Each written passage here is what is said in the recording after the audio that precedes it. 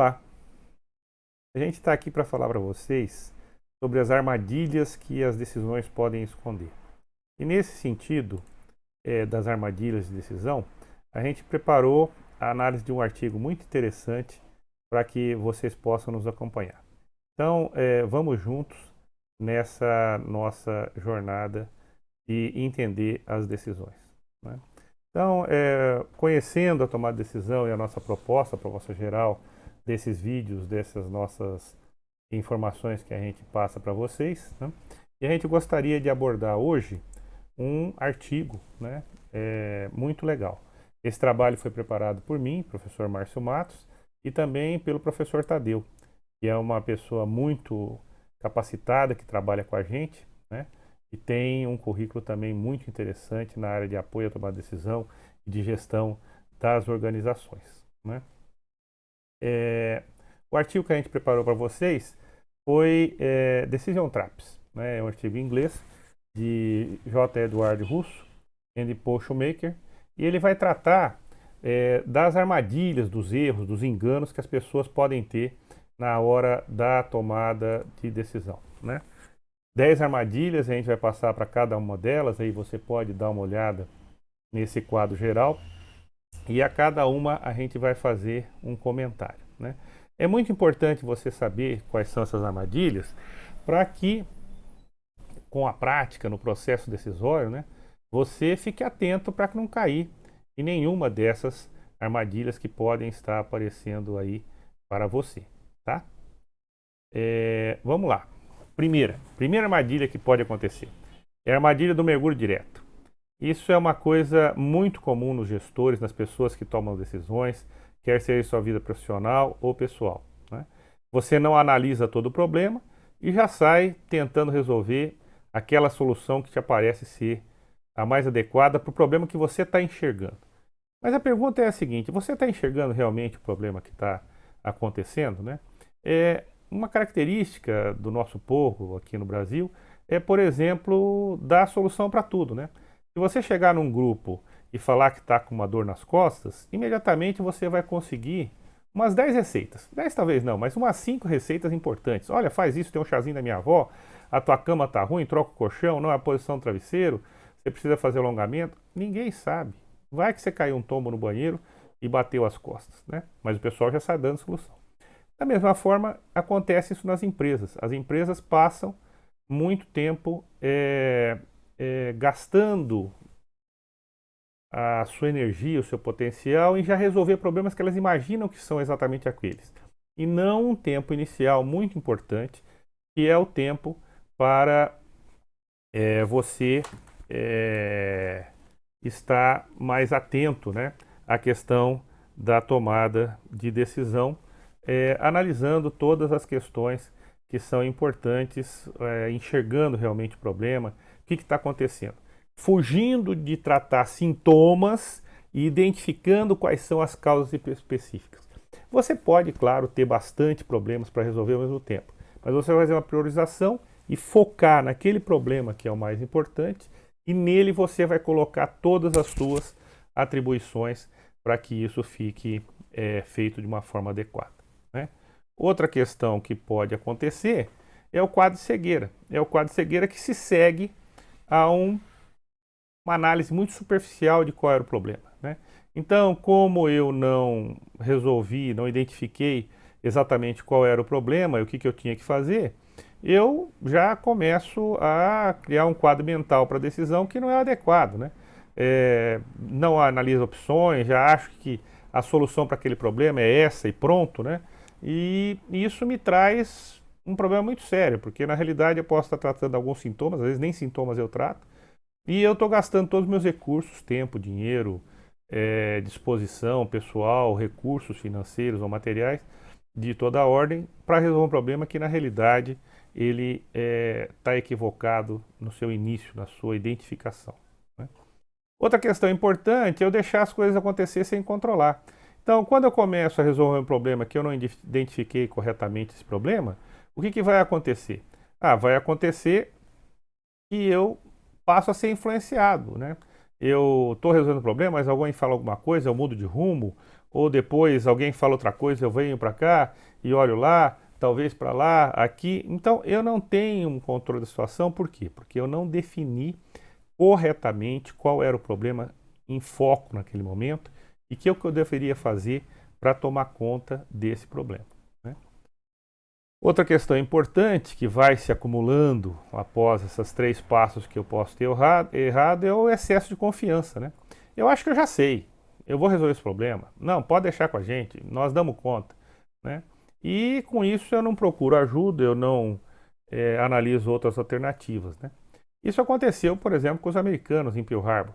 Lá eles só foram tomar conhecimento da gravidade do problema quando as bombas japonesas começaram a cair em cima da cabeça deles, né?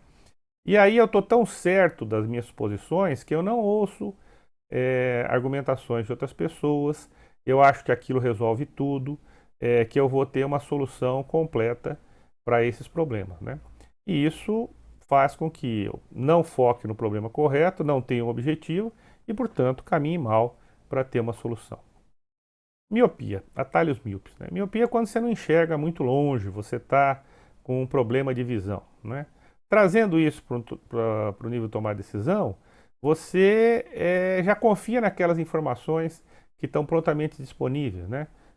Você julga uma pessoa pela primeira impressão, você pega as informações do seu dia a dia para tomar decisão, e isso faz com que você tome decisões extremamente limitadas em termos de informação, né? Você talvez pudesse, procurando mais, enxergando mais longe, pegando mais dados, ter uma configuração muito mais ideal do que seria interessante para aquela situação, para aquele momento, né? E pegando os fatos que realmente são importantes, porque uma informação errada é bem pior do que nenhuma informação. Ela te leva numa direção que você não deveria ir. Outra questão importante é confiar na memória, né? A gente acha que a gente sabe tudo, que vai dar certo, e isso é uma coisa que não funciona muito bem, porque por mais inteligente, por mais capaz que você seja, sempre falta alguma coisa. A gente vê claramente essa questão de decisão quando a gente assiste aqueles filmes policiais de detetives, né, em que eles vão colocando quadros, informações, essas coisas todas, e eles não sabem o que está acontecendo, eles não sabem quem é o criminoso, o que eles querem achar, o que está por trás daqueles acontecimentos. Mas tendo um quadro geral da situação, o que eles fazem? Eles conseguem, em algumas vezes, relacionar esse ponto com aquele ponto, e isso faz com que a gente tenha uma visão geral da situação, né? Então, não fique muito seguro, não confie na sua memória, anote tudo, faça grandes quadros que podem mostrar toda a situação para você, e aí você consegue identificar essas questões de uma maneira melhor, ter uma visão geral do processo, né? Outra questão importante é a falha grupal. Muitos líderes, muitos gestores acham que colocando bastante pessoas capazes juntos numa situação, elas vão conseguir cuidar daquilo muito bem. Não é verdade. As pessoas, a capacidade delas de resolver problemas é algo muito importante, mas se elas tiverem um foco, um objetivo, um problema bem definido, pode ser que isso não funcione a contento, né? Essa imagem que eu coloco para vocês aí é o Brasil levando 7-1 da Alemanha, né? O Brasil analisou muito, muito mal aquela situação. Claramente, pelo desempenho que o Brasil vinha tendo naquela Copa de 2014, o Brasil era um time inferior ao da Alemanha, claramente inferior. E o que ele pensou? Não, eu vou chegar lá, eu tenho bons jogadores, vou atacar a Alemanha, estamos aqui no nosso país, vamos ganhar fácil esse jogo. A Alemanha ficou observando, viu, bom, esses caras têm falhas gritantes na sua estrutura. E foi o desastre que aconteceu, né? O Brasil só não levou mais gols porque a Alemanha parou, né?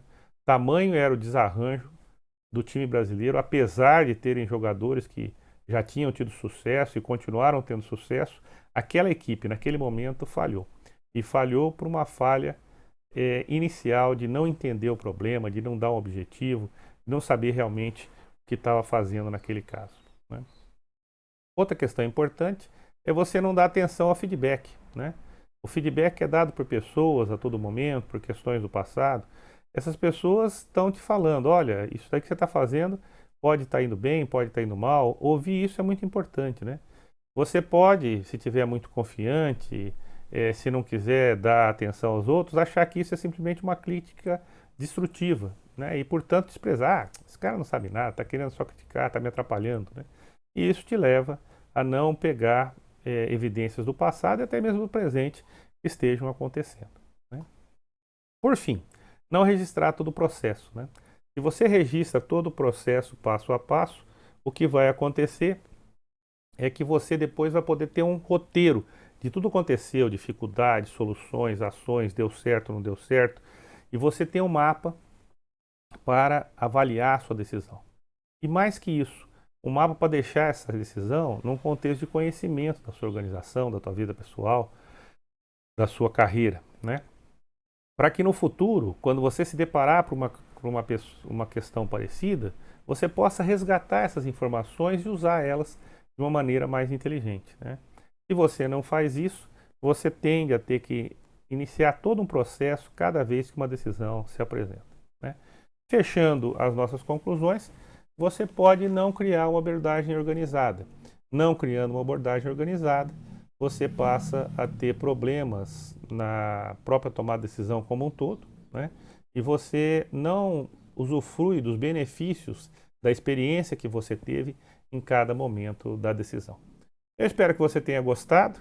A gente está aqui para te ajudar, né? E essas armadilhas de decisões são bastante interessantes e dá muito estudo dentro delas. Eu convido você a nos acompanhar nessa jornada sobre o estudo da tomada de decisões. E se você gostou do nosso vídeo, dê um like, compartilhe, inscreva-se no nosso canal, porque assim você sempre recebe mais informações sobre a gente, tá bom? Então, um abração para